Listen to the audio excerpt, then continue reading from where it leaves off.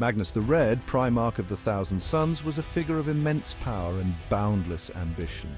Born from the Emperor's own genetic design, Magnus sought not just mastery of war, but of knowledge that would ultimately become his undoing.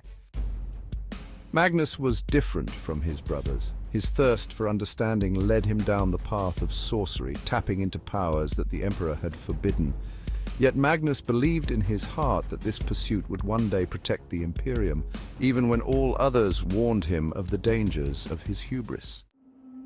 In the shadows, treachery brewed.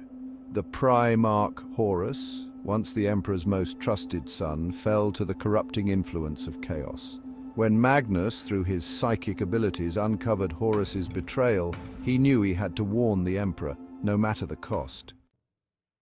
But it was a warning that would come with a price. Through his sorcery, Magnus reached across the vastness of space, ignoring the Emperor's explicit commands.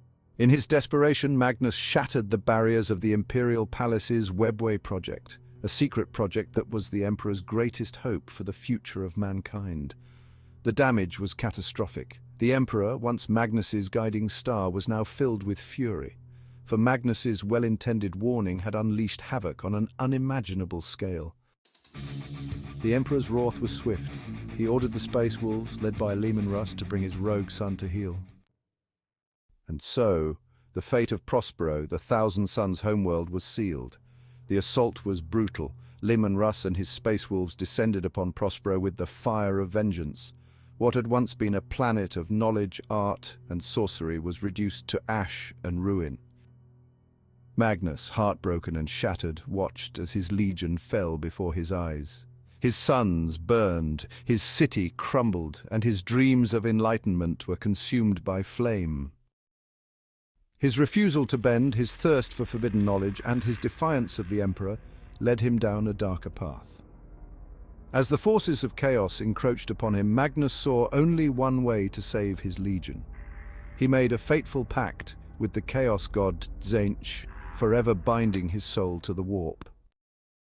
In that moment, Magnus the Red ceased to be a loyal son of the Emperor.